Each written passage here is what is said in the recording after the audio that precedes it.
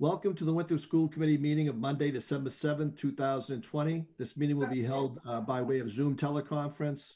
The meeting will be recorded and may be televised live. Patty, can we have the roll call, please? Yes, Ms. Barry? Here. Mr. Boncory? Here. Mr. Capabianco? Yep. Mr. Matucci? Yep. Ms. Swope? Here. Ms. Powell? Present.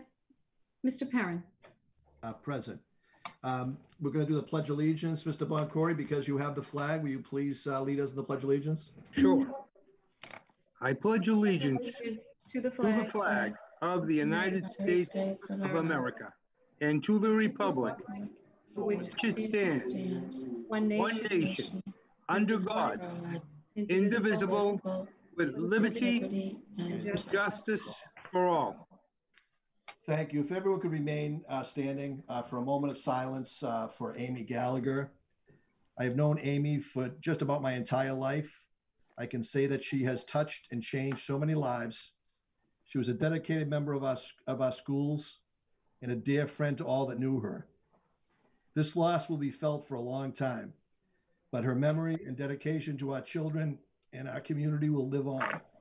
So please join me in a moment of silence for our dear friend and colleague, Amy Gallagher.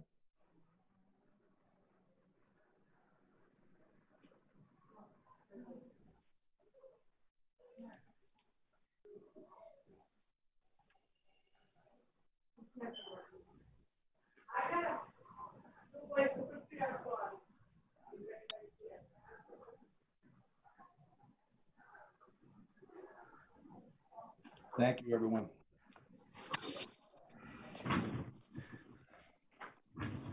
Patty, do we have any public comment this evening? We do not have public comment.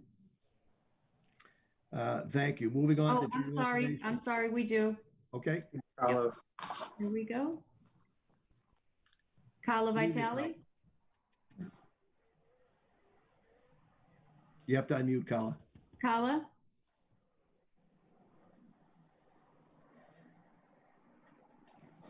There she is. There she is. Hi there, guys. Sorry about that. I'm reading for my daughter, Sophia, again tonight. My name is Sophia Vitale. I'm a senior at Winthrop High School. Sorry to speak at your meetings every week, but I'm really hoping of a positive outcome for my fellow students. We need an education that is not based on 6 45-minute Zoom classes each day. I want this community of students to have the education that we all deserve, like many other communities that have made it possible for their students to have safe in-person learning. We continue to see our in-person learning date be pushed off, and it's extremely concerning and makes students feel hopeless. Restaurants are open and folks are sitting together safely for the most part. And so I'm confused why I can't sit in a classroom for an hour socially distant with a mask on. Same is happening in restaurants and malls and other retail establishments. I appreciate all of the hard work you put into our community, and I strongly believe there is a way we can be back in school safely. And I hope that you will all see this and give it some more thought. Thanks so much, Sophia. Thank you, Carla, and thank you, Sophia. Do we have any further public comment? We do. Alex Mail? Hi, my name is Donna Mail. I'm actually Alex's Mail's wife. My daughter Lucy is a kindergartner at the Fort Bank School.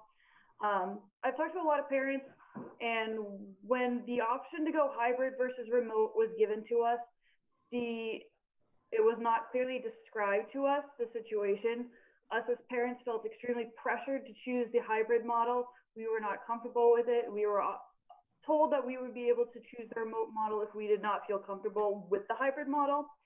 Now seeing the spiking numbers in town, me personally, and I know many parents within my child's grade, did not comfortable with the hybrid model and wish to choose to remote.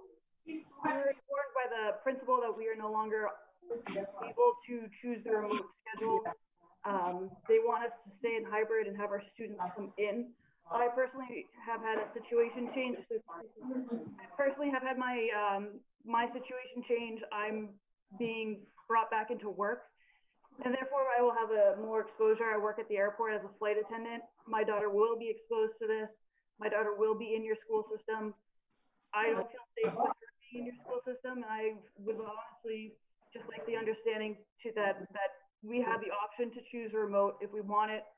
I would like to say that I'm extremely disappointed in how everything has been handled and treated. I know there's been a lot of hard work going into it. My whole family, including my husband and both of my in-laws, are teachers. I very much appreciate everything that has been done. I just do not feel as though, as parents, our voices are being heard enough. Thank you for your comment. Any further public comment, Patty? Let me see. No, we have no public comment. Okay, we'll move on to general information and recommendations. We have no delegates or visitors this evening. That's my understanding. Okay, if you could silence or mute if you're not speaking. Cut all the background noise. Minutes. You had I believe that we're Karen going to- Chavez who had her hand up. She was waiting. Oh, okay. I'm sorry. Yep. Go ahead, Ms. Chavez.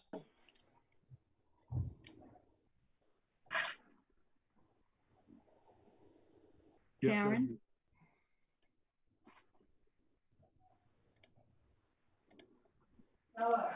Karen? Yeah. Hi. There she is. Okay. Am I unmuted now? Yes.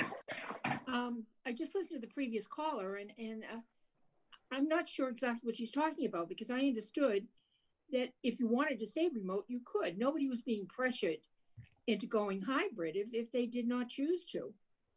And I don't see anything on the agenda tonight about anything about athletics or whether or not you're going to give these kids permission to start a week from today to do winter sports. I hope this has been discussed.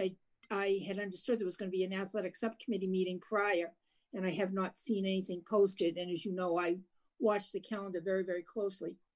My only other comment is for the second or third meeting in a row now, there's been no public comment at the end of the meeting, and I can't understand why this has been omitted. Thanks. Thank you, Karen. Thank you for your comment. Okay, any further public comment so that we can move forward? No, there are no hands up at this time. Okay. Well, as far as minutes, I'd like to make a motion that we table them until our next scheduled meeting. Can I get a second on that? Good. Second by Ms. Swope. Any discussion? Hearing none. Can I get a roll call vote on tabling that, please? Yes, you're going to table all three sets or just November 23rd? All of them? Okay, Ms. Well, Barry? It doesn't really matter whether we do them now or next week. Or No, next it meeting. doesn't. So I just figured we'd hold off on all of them. All right, Ms. Barry? Yes. Mr. Boncory? No, because I think we have to pass November 9th and 17th for the motions we made in there to take effect. So I think we have to pass those. All right, did I make a motion that I withdraw my motion? If you'll withdraw your second, Ms. Swope. Sure. I'll entertain a motion to accept the minutes from November 9th and 17th. Second. Motion Oh, sorry. by Mr. Boncory, second by Ms. Swope. Any discussion on the minutes of November 9th or November 17th? Hearing none. Patty, can I get a roll call vote, please? Yes, Ms. Barry? Yes. Mr. Boncory? Yes. Mr. Capabianco? Yes. Mr. Matucci? Yes. Ms. Swope? Yes. Ms. Powell? Yes. Mr. Perrin? Yes. Now I'll entertain a motion to table our November 23rd approval of minutes. Second. Motion by Ms. Swope, seconded by Ms. Powell. Hi. Can I get a roll call vote, please? Ms. Barry? Yes. Mr. Boncory? Yes. Mr. Capabianco? Yes. Mr. Matucci? Yes. Ms. Swope? Just can I ask a question, Mr. Chairman? I just Yes. want to make sure that what we decided on that meeting, does that have to go through before we have our next meeting? I don't understand your question. Athletics. I thought what we decided with athletics, it would go through, the students would start practicing. And would this be happening before our next meeting, is my question. I believe it will be starting forward. We have voted on it. It has passed. Ms. Howard, am I correct that we are moving forward with the athletics? But yes, that is the plan based on the vote. I'm trying to scroll through the minutes right now to see which meeting has the minutes of that vote. I believe it was last meeting, the 23rd.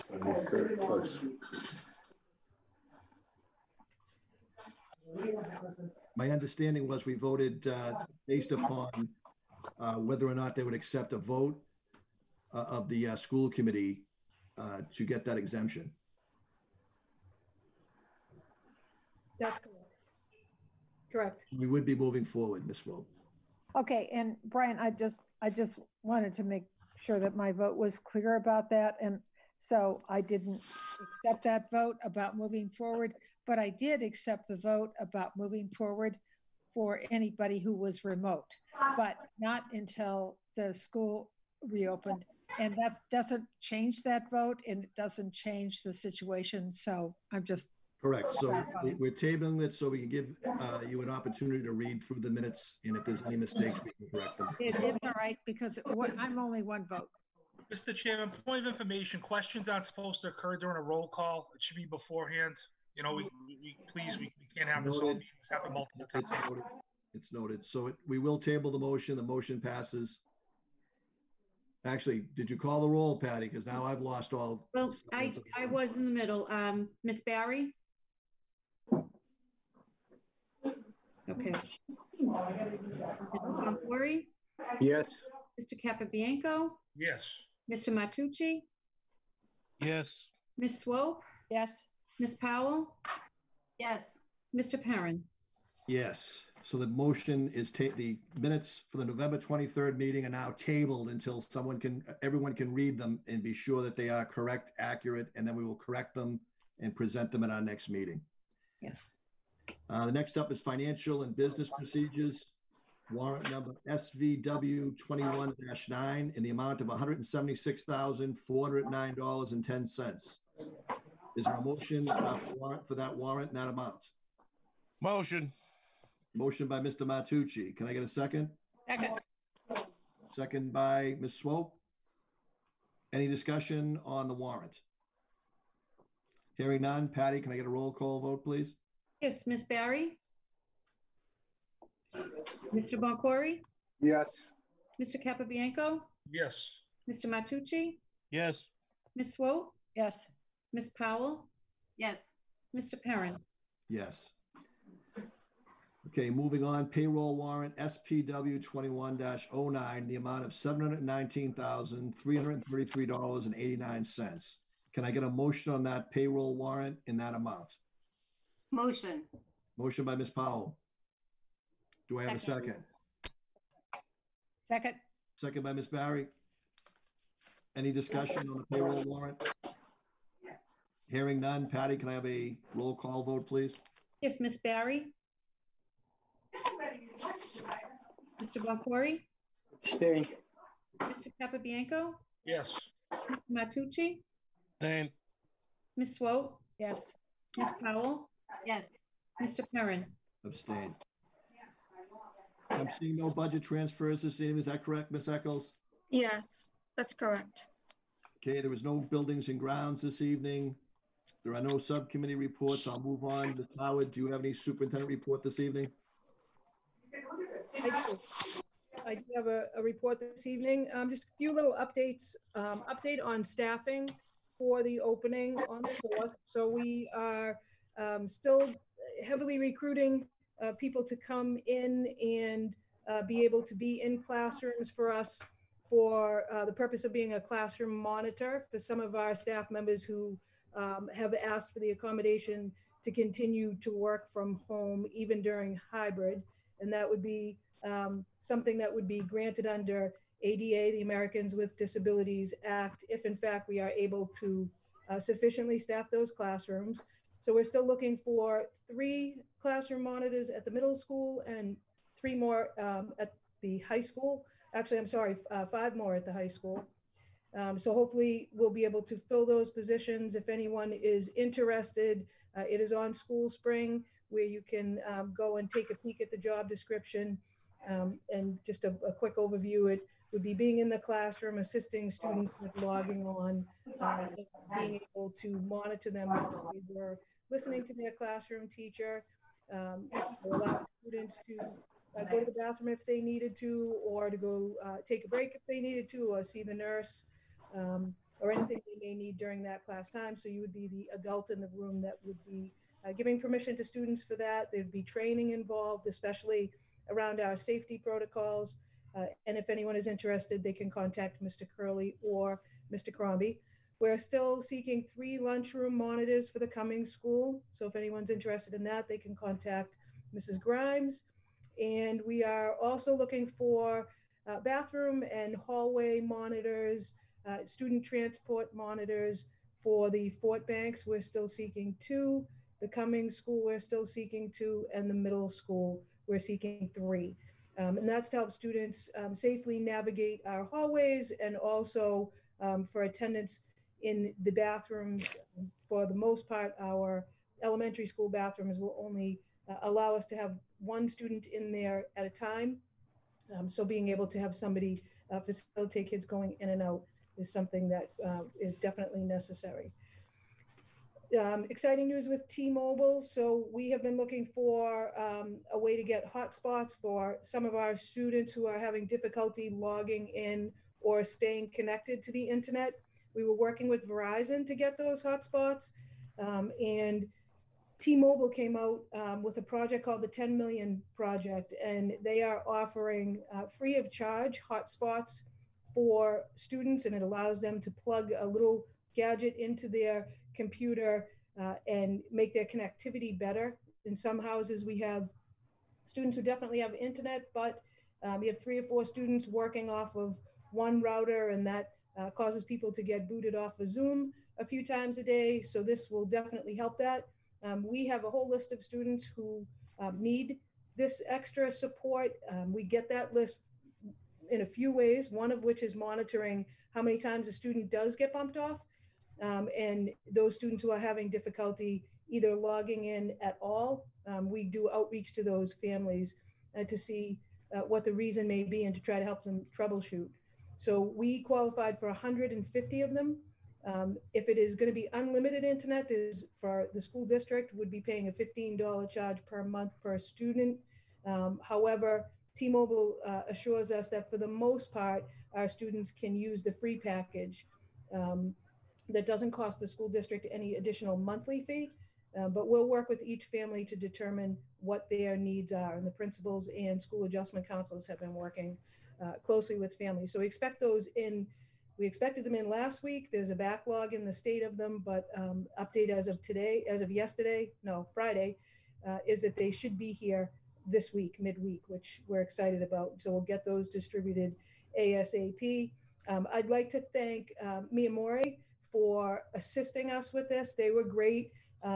They had some intel and they were able to provide us with some students that wouldn't necessarily come forward and speak with us. So sort of that liaison in between the schools, and Nicole Ferrara has been great, as well as Jen Powell, sort of keeping us on track and helping us troubleshoot and research to get these devices for our students. So shout out to Mia Mori for helping us with that. And Fabiola Oliveira, who is our parent liaison here, has also done an amazing job just outreaching to our parents and organizing this process. The Binex COVID testing, all the paperwork is in, as I told you guys last week or the week before. I had applied for the Binex testing, totally doubtful that we would ever get it, but put our name in for it, and lo and behold, we did receive it. So that Binex testing is rapid COVID testing that is used in school districts with parent permission for students who are symptomatic and staff who are symptomatic. So if there are people who are symptomatic, you would be coming to our COVID medical waiting room to see our nurse to have an assessment done. And now we will have the Binex testing kit available. It gives a result in about 15 minutes. And after that 15 minutes, if it is positive, students are then advised by the nurse to go and receive, and Meredith will correct me when she's up, I believe it's called a PCR test, which is a sort of a longer term test. More to come on that, and prior to asking any parents for permission to do that type of swab testing on a child, we will be providing them with additional information so that they know exactly what it is. And again, it does require a parent release in order to do that. So I believe we're hopeful that we will have it within 2 weeks, depending upon their backlog with the state level. And when they get it to us, our nurses have all been trained. Our CNAs that we've hired for the return to school have been trained. So we're excited to be able to have that additional layer of support for our students. I think it will be helpful in students who don't need to go home from school to be able to stay in school, so that, you know, every time someone sniffles, we're not rushing students out the door. So we're definitely excited to have that. The return to school, as everybody is aware, is scheduled for January 4th. We have been working diligently to make sure we're ready for that. Again, staffing is still a concern for us, but we're going to keep going and hope. I'm very hopeful that we'll have it all lined up and enough staff to support our students. During the month of December, on or about the 18th, maybe a day or two before that, parents will receive information from their principals, building level. Each building will be contacting families to let families know which cohort their student is assigned to, blue cohort or gold cohort, which is synonymous with what days of the week that your child will go to school. Blue cohorts on Monday, Tuesday. Everybody is home remote on Wednesdays, and the gold cohort is Thursday and Friday. At the same time parents receive that information, each building principal and their staff are also putting together a video presentation for families.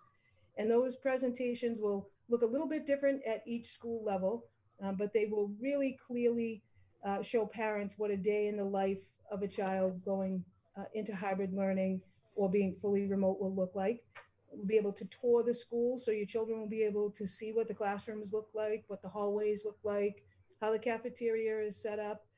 There'll be all kinds of information on there about safety protocols, where to access them in writing on the website in case people have forgotten or don't have the prior emails that we sent out.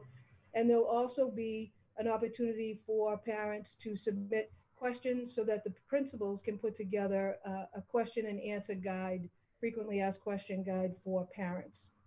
So those will all be coming out on the 18th. There'll be recorded webinars for the purpose of many of our families have kids in different schools, and most people are working from home and on their computers during the day or at work. So we wanted to make sure that we had something that you could access whenever you were available to access it. So those will be posted.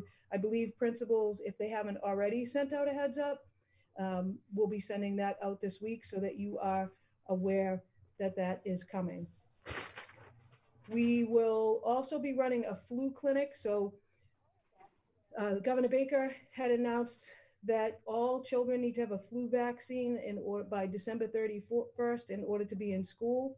We understand that that's going to be a struggle for some families because a lot of pediatricians are not allowing little ones to come in and get a flu shot. And so depending upon where your pediatrician is, you may not have that available to you. The town has run a large flu clinic for adults.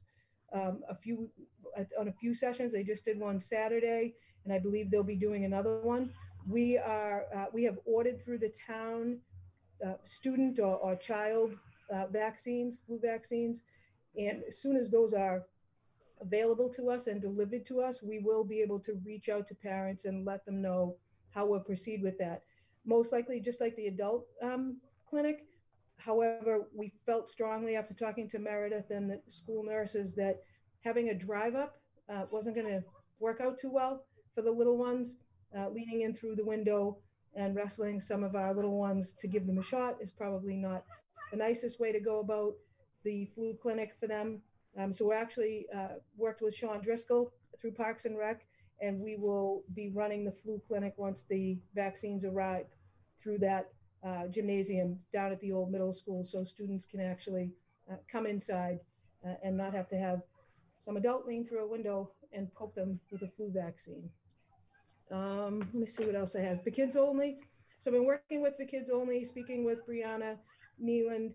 As you know, they're working out of the E.B. Newton right now with students who are fully remote, some students that are there 5 days a week, full days, some who are there only a few days a week. So there'll obviously be a change for that type of student support through For Kids Only once we transition to hybrid, because now the students that they may have had 5 days a week will be there 2 days a week. So their cohorts are going to change somewhat.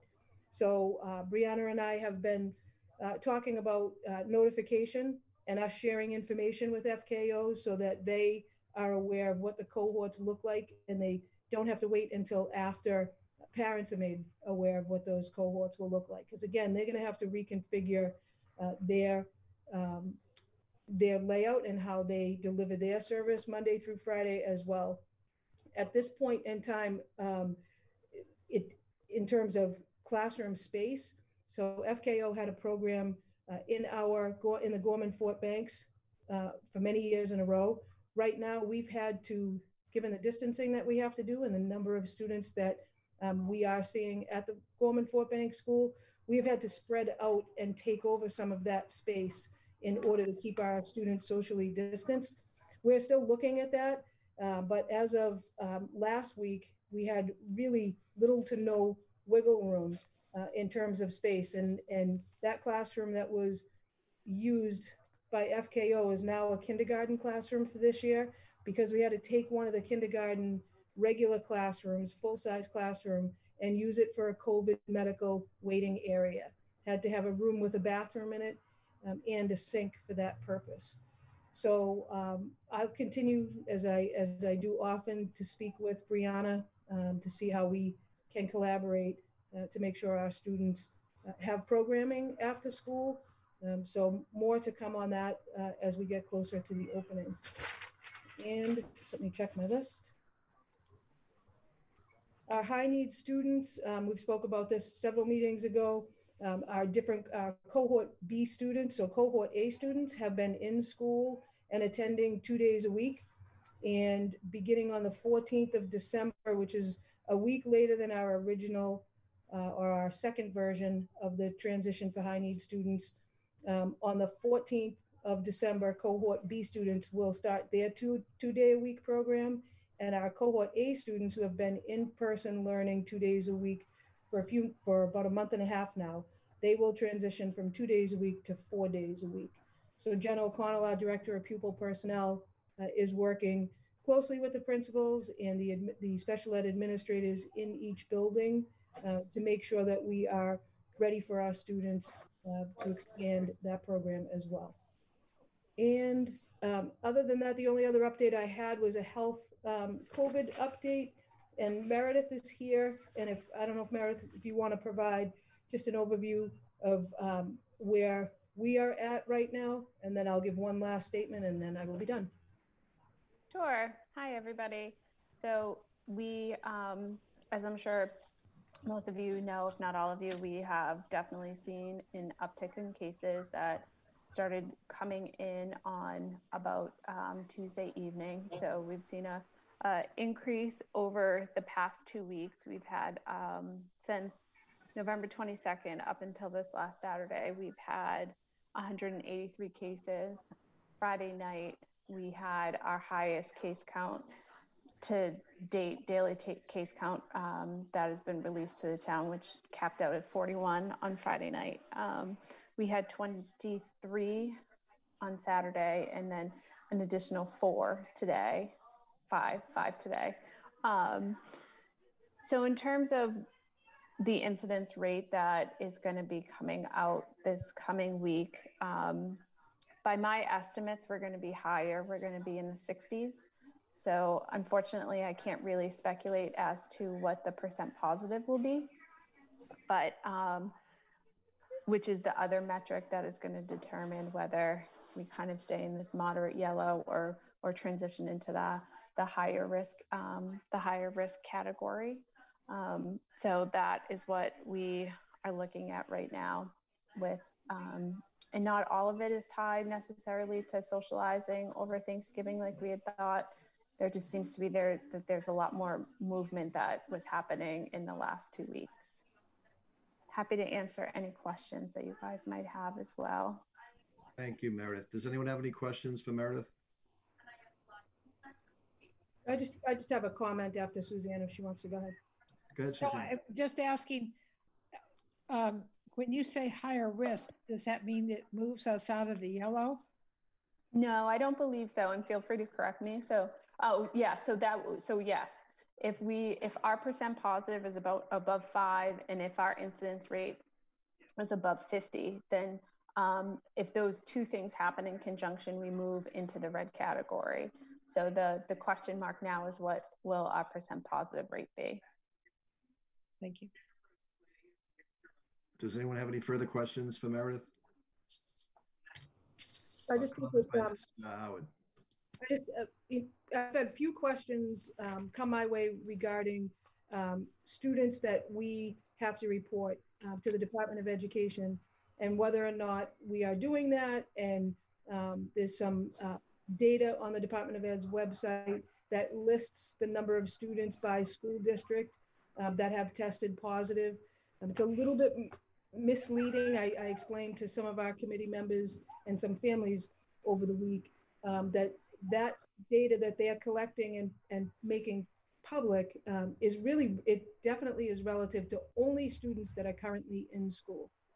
So although we have reported, I just did a quick count today, but although since August 26th, we have reported 42 school-age students that have tested positive for COVID, and we have 2 weeks of data that have not been submitted, that have to be clarified and cross-checked before we submit them to the department. And of those 42 students, only one of those students was in-person learning. The rest of those students are fully remote. So what's reflected on the department's website, some folks will look at it and say, oh, Winthrop has had no children in the community that are school age that have been reported to the Department of Ed. So that's true in terms, we've had one student who is in-person learning, but the reason the other 42 are not reflected on that worksheet is because the Department of Education keeps a separate worksheet for that. That is not a public worksheet. It's a worksheet that it's not required to call in for superintendents. It's suggested. That's another concern with the sheet that's out there publicly, that I don't know if all 311 superintendents call in each week, because again, it's not a requirement. You don't have to log into the security portal and type the information in by a certain time every week. I do keep an accurate count. October 7th was when they asked us to start doing that. And I coordinated that with Meredith and Tara Bowie, who is our school lead nurse and COVID lead nurse for the school district as well. So we've kept a very accurate count. We have to report students not by name, but by grade, and whether or not they're in person or remote. We have to do the same with staff. And we also have to report whether or not there has been school spread based on the people that we report. That website does not tell you of the people that are listed, the 311 schools, does not tell you whether those schools are hybrid model learning right now, whether they're fully remote, whether they started off remote and went hybrid, or vice versa. So it's kind of difficult to understand what that data actually means, but we do keep it a little bit, a lot more clear here.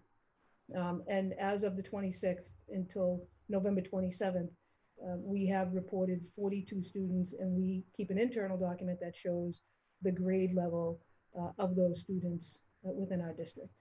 So I just wanted to, just because I did have quite a few questions about it this week. So I don't know if something came out on the website that told parents to look at it, or if there was an article that folks read about it.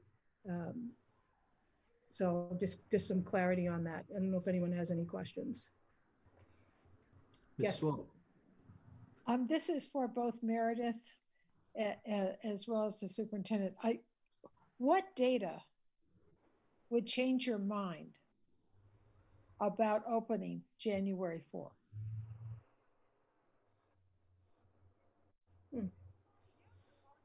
Oh, sorry, I meant to. Yeah, Meredith, I don't know if you have an opinion. Mine is, simply that there are, is just a continuous spike that isn't getting better. I mean, I think we saw over the last several weeks, and again, we look at numbers, but more deeply in the school district level, we look at trends, we look at where these numbers are coming from, we look at whether or not there are clusters, a whole host of things. So, number one, in terms of going back to school, for me, would be, can I keep my kids safe based on my staffing? Can I keep them safe? And number two would be the climate of the community. We did start to see the trends come down. We'll see what this week brings, and then we have 2 more weeks to go, or a few more than that. We have, actually 3 weeks from today. And I think to add to that, I think that we've been in this situation. We've been in this boat for a long time, and many times we're being held to a certain metric and a certain algorithm, and that causes a lot of confusion in the shifting. So, in lieu of saying that there's a certain threshold of, I think that this is such a complex issue, and just looking at many different factors. What the research has shown us is that there has been a small amount of the spread that they've seen in schools so far has been minimal. That being said, in this country as a whole, we haven't opened schools fully, across the whole country yet. But I do believe that the protocols that we have in place are keeping schools safe. So it's just making sure, the same as Superintendent Howard is looking for safe staffing, we want to make sure that we're not getting overwhelmed, which we're developing, we're shifting our processes at the health department to be able to move more swiftly, and shaving down some of our systems that DPH asks us to do, to move more swiftly in this process to quickly capture those confirmed cases within 24 to 48 hours. So, that's something that I think is important as well. Are you telling me that there's actually nothing that is going to change your mind in Meredith in terms of health, or, yours in the superintendent's in terms of opening January 4th? I just want to make sure that I'm finding it kind of confusing, because CDC has just changed their recommendation. I don't think that's what Meredith said, but I don't want to put words in her mouth. But she's saying that they would evaluate a bunch of different factors. Now let Meredith answer. If my experience has shown me anything through this pandemic, that as soon as we start to think we know what we're talking about, something shifts. And right. So that's why I always feel like, as much as every week we look at something and think it can't get any crazier around here. Lo and behold, something that unpredictable happens. So I wish that I knew in March what I know now, but I'm afraid what I'm going to know in January at the same time. So it's, we've all said this obnoxious statement before, we're trying to build the plane as we fly it. And now I've modified that to say we're building the plane as we fly it with no radar and in turbulence. So there's so I don't know if there is a metric, but there could be. I also don't want to welcome any sort of additional chaos by saying, making definitive ideas on what could change our minds or what couldn't. This is a holistic process. It's that we all have to, measure the complexities and take into consideration many different factors. Yeah, that's what I thought, actually. That's why I mentioned the fact that as we look at the data in December, we'll just have to kind of play it by ear. And just to not leave Meredith out there in the plane that, by the way, doesn't even have snacks anymore. Get one. This is such a fluid and moving situation. I came in this morning and the guidance from CDC has changed on something that we just finished putting out to people in terms of how long you have to isolate when you have had an exposure. And we've written these things 10 different times and we're writing them for number 11. You know, in terms of, is there anything that I would never say there is that would make me say that the date of January 4th won't change.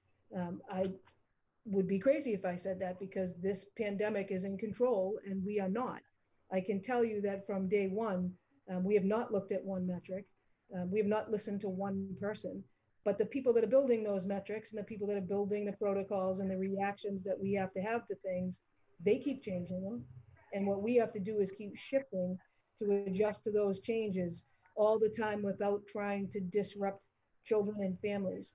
And that's just not a reality. Not possible. I think we have to really focus in on where we are in the moment that we're supposed to do something.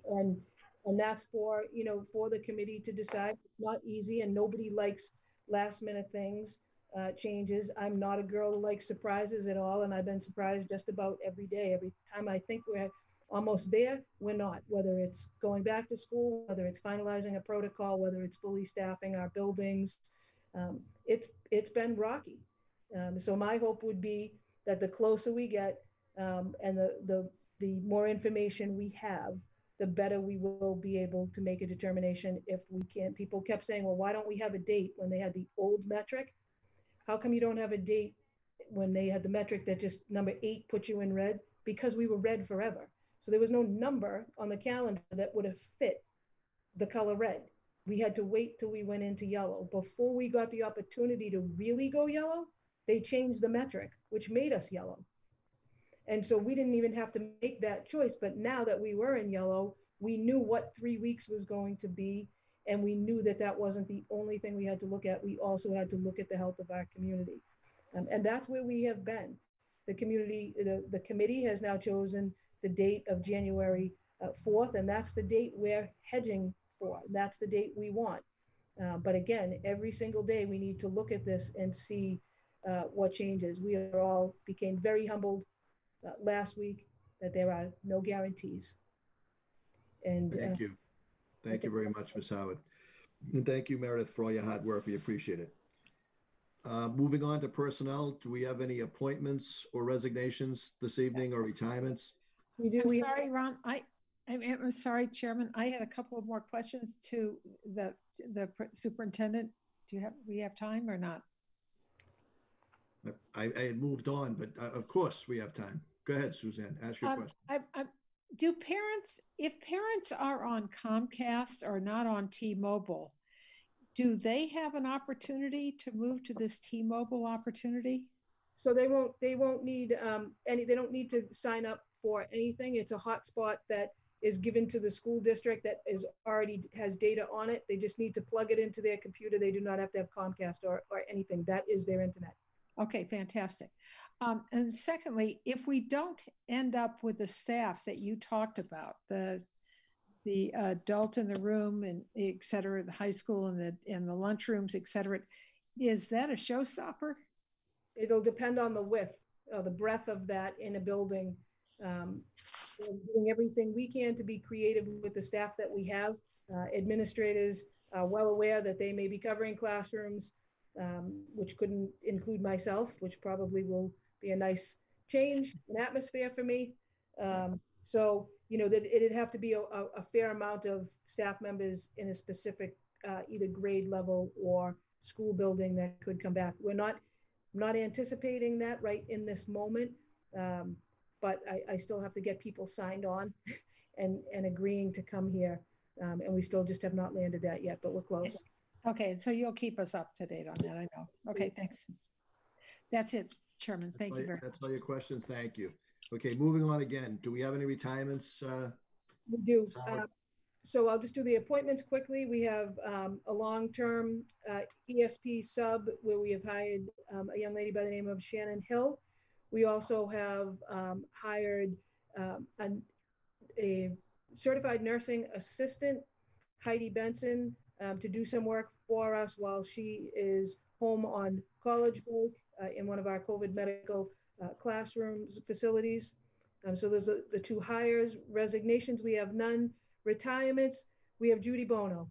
So Judy has been with us for, Patty, you can correct me, but I believe it is 22 years. I might be wrong.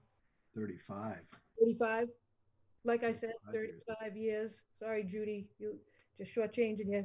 And Judy has decided that she will retire in December. Judy's been an amazing and consistent employee for our school district. We will miss her very much, but I know where she lives, and I know that she knows all the iPass codes, so I will be hunting her down when I need her. She will be finishing up at the end of this month, and we are actively seeking a person to cover that position. We have no additional postings, no additional leave of absences, and based on the pending return to school date of January 4th, we are returning two more employees from the cafeteria staff who were furloughed back in the fall, and that is it. Thank you. I want to thank Ms. Bono for 35 years of service to the school district. I wish her well on her retirement, enjoying her retirement. We do need a vote for her sick time buyback. I'll entertain a motion for the sick time buyback. Motion. Motion by Ms. Swope, second by Mr. Boncory. Any discussion? Hearing none. Can I get a roll call vote, please, Patty, for the record? Yes, Miss Barry? Yes. Mr. Boncory? Yes. Mr. Capabianco? Yes. Mr. Matucci? Yes. Ms. Swope? Yes. Ms. Powell? Yes. Mr. Perrin? Yes. Okay, moving on. We have no new business on the agenda, no unfinished business on the agenda. We now come to public relations. Let's see. Do we have any public relations, Ms. Powell, that you'd like to discuss? No. Ms. Swope, do you have anything this evening? Mr. Capabianco? No, that's just the dog barking. Ms. Barry? Not this evening, thank you. Mr. Boncory? Just to tell everyone that once again, as I always do, to please be safe, wear your mask, wash your hands, social distance, and take advantage of the flu clinics and the testing site that Winthrop is providing for you.